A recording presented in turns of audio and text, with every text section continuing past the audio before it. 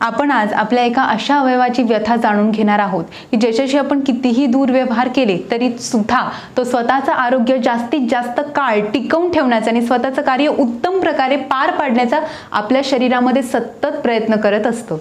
आणि तो अवयव म्हणजे आपलं यकृत. यकृत हे आपल्या उजव्या बाजूला इथे असतं आणि म्हणूनच आज मी अशी योगासने तुम्हाला दाखवणार आहे आणि असे काही प्राणायाम आपण जाणून घेणार आहोत ज्यामुळे यकृताचं आरोग्य हे सुधारतं. योगासने सुद्धा आपण अशी निवडलेली आहेत की ज्यामध्ये यकृताला पीळ मिळेल, यकृतावरती दाब येईल आणि अशीच योगासने आपण नित्यनियमित सरावात आणणार आहोत आणि म्हणूनच तुम्हाला सुरुवातीपासून शेवटपर्यंत नीट ही योगासने बघून घ्यायची आहेत. सुरुवात करणार आहोत आपण पार्श्वभुजंगासन या आसनापासून. पोटावरती झोपून दोन्ही हात छाती शेजारी ठेवायचे. दीर्घ श्वास घेऊन पहिले वरती यायचे, त्यानंतर एक हात पुढे आणि एक हात मागे असा घ्या आणि पोटाला जास्तीत जास्त असा पीळ द्या.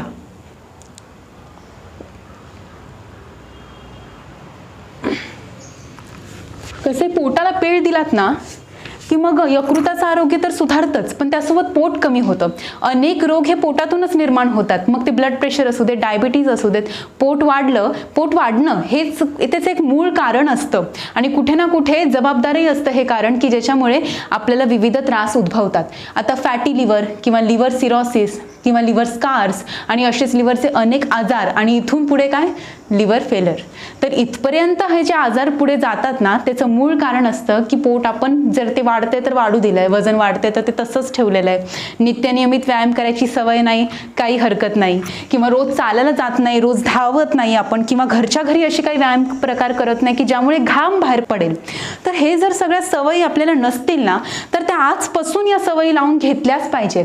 कारण कसं आहे, घाम बाहेर पडणं महत्वाचं आहे. घामावाटे शरीरातले सगळे टॉक्सिन बाहेर जातात.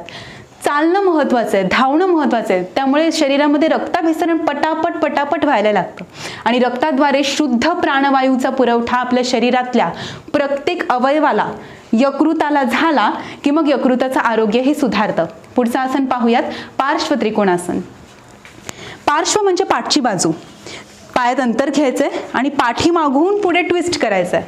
असं या पद्धतीने पोटाला पीळ द्यायचा आहे. बघा, यकृताच्या भागाला चांगला पीळ मिळालेला आहे. आता इथून खाली वागते. हा माझा डावा पाय आणि डाव्या पायाच्या बाजूला उजवा हात.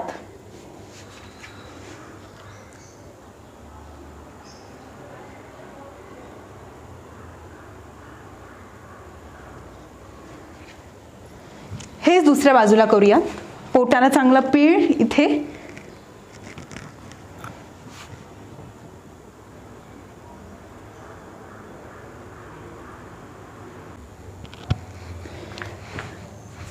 हे पार्श्व त्रिकोणासन.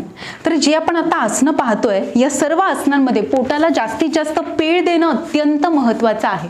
आता मी काही जेव्हा आसनं शिकवते तेव्हा त्याच्यातले ना काही लोक फक्त स्टेप्स फॉलो करतात. जसं आता हा पाय वाकवून या हाताने पायाला पकडणं, इथून हात बाजूला घेणं आणि इकडे बघणं. पण या स्टेप्स आहेत ना त्या आपण पूर्ण लक्ष देऊन जर जाणून घेतल्या आणि हेतुदृष्ट व्यायाम केला, जसं आता आपल्याला पोटाला पीळ द्यायचा आहे तर तो चांगल्यात चांगला पीळ आलाच पाहिजे असा विचार करून आपण प्रत्येक आसन करायला पाहिजे. जसं एखादं कापड आपण पिळतो ना, पूर्ण जोर लावून कापड पिळतो जेणेकरून त्याच्यामधलं सगळं पाणी निघून जाईल. तसंच यकृताला, आतड्यांना चांगल्या प्रकारे पीळ दिला की त्यातले सगळे टॉक्सिन्स निघून जायला मदत होते.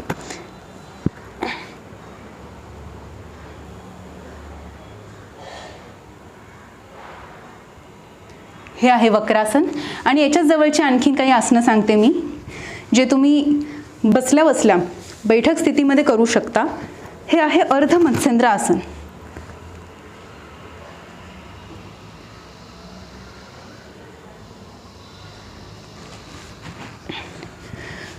साधी मांडी घालून सुद्धा तुम्हाला पोटाला पीळ देता येऊ शकतो. वक्र पद्मासन. खरं तर पद्मासन घालून हे आसन करायला पाहिजे, पण ज्यांना गुडघ्यांचा त्रास असेल किंवा पद्मासन घालता येत नसेल तर ते साधी मांडी घालून सुद्धा करू शकतात.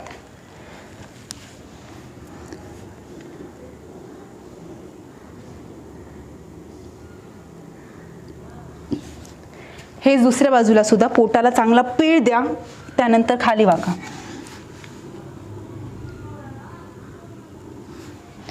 बरेच आजार पोटातूनच निर्माण होतात. त्यामुळे पोट वाढायला नाही पाहिजे. आता ही आसनं पण अशी आपण बघतोय की ज्यामुळे यकृताला तर पीळ आणि दाब मिळतोच, पण पोट कमी व्हायला सुद्धा मदत होते. कारण कसं आहे, आपलं यकृत हे 1500 ग्रॅमचं आहे आणि ते एकदम छोटासा तो अवयव आहे.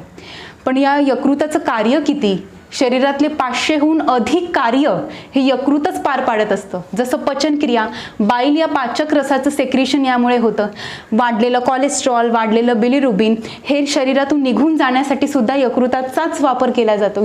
शरीरातला ज्या ज्या ठिकाणी प्रोटीन, ज्या ज्या वेगवेगळ्या प्रकारचं प्रोटीन निर्माण होणं गरजेचं असतं ना, ती सगळी निर्मिती ही आपल्या यकृतामध्येच होत असते. तर असं हे यकृत त्याचं कार्य योग्य राहावं यासाठी आपण नियमितपणे हे सगळे व्यायाम प्रकार करायला हवे. हे आपण पाहतोय परिवृत्त जानुशिरासन. या आसनामध्ये पोटाला जास्तीत जास्त पेळ द्यायचा आहे.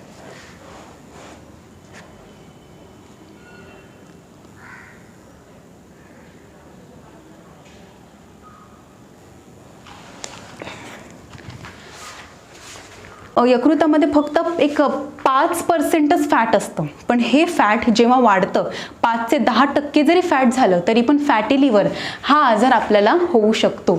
म्हणून पोट कमी असणं आणि वजन कमी असणं हे फार महत्त्वाचं आहे. आता फॅटी लिव्हर आहे की नाही किंवा लिव्हरबद्दल कुठले आपल्याला आजार आहेत की नाही हे कसं चेक करायला पाहिजे, तर यासाठी एक टेस्ट असते. त्याच्यामधून आपल्याला कळतं की आपल्याला लिव्हरचं कार्य कसं सुरू आहे हे आपल्याला लक्षात येईल. 30%हून जर अधिक तिथे नंबर्स दिसले ना आपल्याला, तर याचा अर्थ लिव्हरमध्ये काहीतरी प्रॉब्लेम आहे किंवा फॅटी लिव्हर आपल्याला असू शकतो, म्हणजे असण्याची खूप शक्यता आहे. आता इथून हलासनातून आपण दोन्ही पाय एका बाजूला घेतोय आणि पार्श्व हलासन करतोय.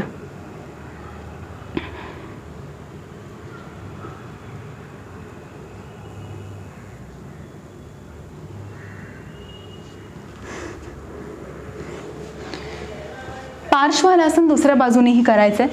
अशा प्रकारे आपण काही आसनं पाहिलेली आहेत. आता आपण पोटाला दाब मिळेल अशी आसनं पाहूयात. ट्विस्टिंगची झालेली आहेत. पोटाला दाब येईल असं आपण धनुरासन करू.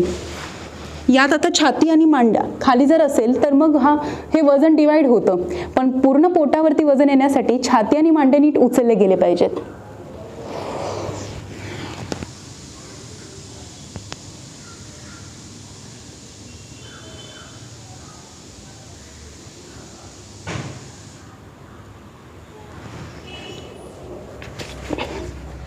धनुरासन सुद्धा कमीत कमी 3 वेळा करा. मंडूकासन पाहतोय आपण. दोन्ही हातांच्या मुठी अशा प्रकारे बंद करायच्यात.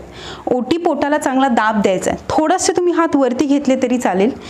पोटाला चांगला दाब द्या. दीर्घ श्वास घ्या. श्वास सोडत असताना खाली वाका आणि मुठींचा दाब अजून आत आत आत आत घुसत जाऊ दे.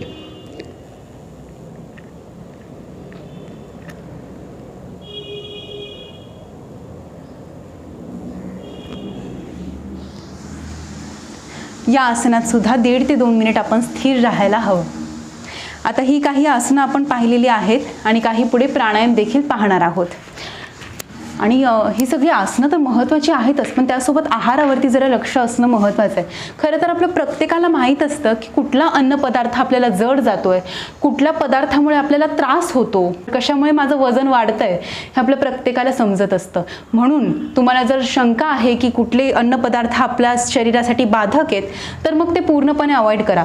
खरं तर सगळ्या प्रकारचे स्वीट्स आणि म्हणजे जे बाहेरून पदार्थ आपण घरी आणतो ते सगळं काही अवॉइड केलं पाहिजे, कारण त्याच्यामध्ये ट्रान्स फॅट जास्त असतं आणि यामुळे कोलेस्ट्रॉल आणि यकृताचे त्रास हे जास्त वाढू शकतात आणि त्याने हृदयविकार किंवा किडनीचे आजार, पचनामध्ये बिघाड हे तर सगळ्यांना याचा अनुभव मोस्टली येतच असतो. त्यामुळे सगळे रोग नाहीसे होऊ शकतात जर तुम्ही आहार आणि योगासने दोन्हीवर सारखंच लक्ष दिलं आणि रोजच्या रोज योगासनं नित्य नियमित करत राहिला. चालायला तुम्ही बाहेर जात जा, घाम बाहेर पडेल असे काही व्यायाम प्रकार, सूर्यनमस्कार किंवा धावणं हे करत जा. आता पुढचा आपण प्राणायाम पाहतोय तो म्हणजे कपालभाती. यामध्ये सरळ बसून दीर्घ श्वास पहिले घ्या, त्यानंतर श्वास सोडायचा आहे आणि पोट आतमध्ये घ्यायचं आहे. प्रत्येक वेळेस श्वास सोडताना पोट आत गेलंच पाहिजे, म्हणजे एकाच वेळेस श्वास सोडणं आणि पोट आतमध्ये घेणं या दोन्ही क्रिया व्हायला हव्यात.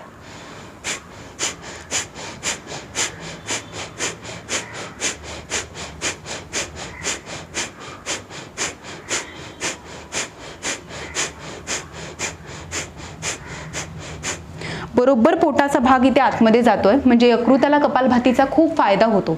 यकृतामुळे बाईल या पाचक रसाचं सेक्रेशन होत असतं आणि ते गॉल ब्लॅडर मधून आपल्या छोट्या आतड्यांमध्ये बाईल रस हा येतो आणि मग हा रस आपण खाल्लेल्या अन्न पदार्थाचं पचन करत असतो.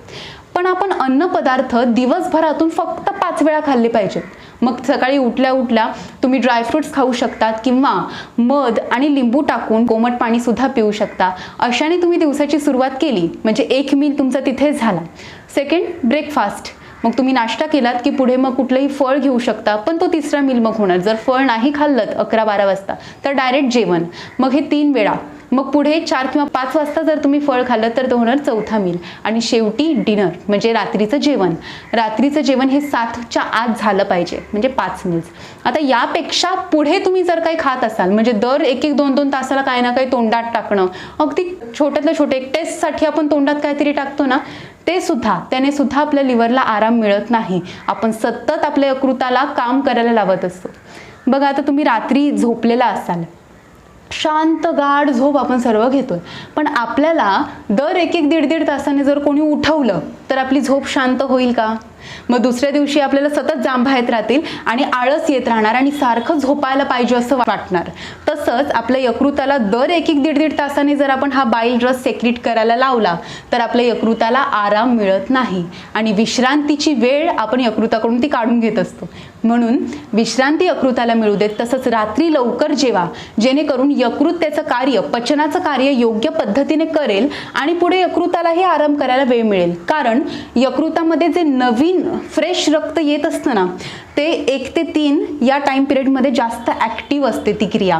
त्यामुळे शरीरातून जास्तीत जास्त टॉक्सिन बाहेर काढण्याचं काम आणि नवीन रेड ब्लड सेल्स तयार होण्याचं काम हे यकृत 1 ते 3 मध्यरात्रीचे या प्रहरामध्ये चांगल्या पद्धतीने करू शकतो. पण याच वेळेस जर आपण पचनाचं कार्य यकृताला दिलं, बाईल रस सेक्रेट करण्याचं कार्य, तर आपली पचनक्रिया बिघडणार आणि अशाने यकृताचा त्रास वाढतो आणि सर्वच त्रास इथून बळावतात. म्हणून रात्री 10-11 वाजता अजिबात जेवायचं नाही.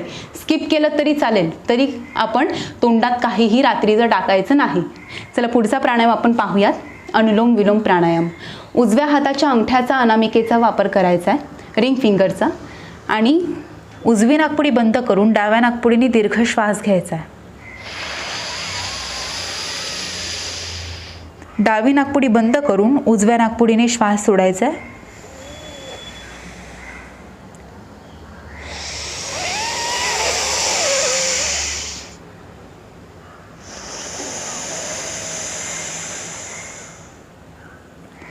उजव्या नाकपुडीने श्वास घ्यायचा, डाव्याने सोडायचा.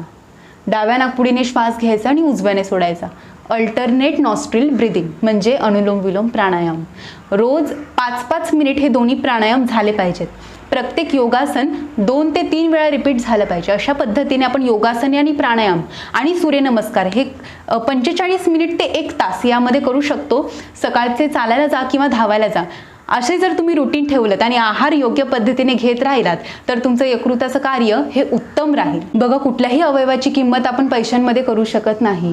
जर त्या अवयवाचं कार्य बिघडलं, ते अवयव तो निकामी झाला, कार्य करायचं पूर्ण थांबला, आणि जर आपण लिव्हर ट्रान्सप्लांट जरी केलं किंवा विविध उपचार जरी घेतले तरी अधू अधूच. त्यामुळे योग्य वेळेस जेव्हा आरोग्य जपणं हे आपल्या हातात असतं, तेव्हा आपण आरोग्य जपण्यासाठी जे जे काही करावं लागेल, ज्या सवयी बदलाव्या लागतील ते आपण केलेच पाहिजे, त्या वेळेसच केल्या पाहिजेत. आणि म्हणूनच आजपासून या सर्व आसनांना सुरुवात करा. आहारावरती लक्ष द्या. कसं आहे, एखादं इंजिन जर बंद पडलेलं असेल आणि ते तसंच बंद पाडून आपण कित्येक दिवस ठेवलं तर ते पुढे चालूच शकत नाही. तसंच शरीराला जर चालगती दिली नाही आणि शरीरातल्या अवयवांमध्ये रक्त खेळत राहिलं नाही तर अशाच बंद पडलेल्या इंजिनसारखी अवस्था आपल्या अवयवांची होऊ शकते. म्हणून वेळीच सावध व्हा. जर तुम्हाला वाटतंय की तुमच्या शरीरामध्ये काही चेंजेस होत आहेत, पचनक्रिया बिघडते किंवा भूक चांगली लागत नाही किंवा श्वासाचे त्रास, झोपण्याचे त्रास, झोप नीट लागत नाही, वजन वाढत चाललंय, तर अशा वेळेस तुम्ही टेस्ट करा. लवकरात लवकर सावध व्हा, आरोग्य जपा आणि सुदृढ व निरोगी आयुष्य जगा. धन्यवाद.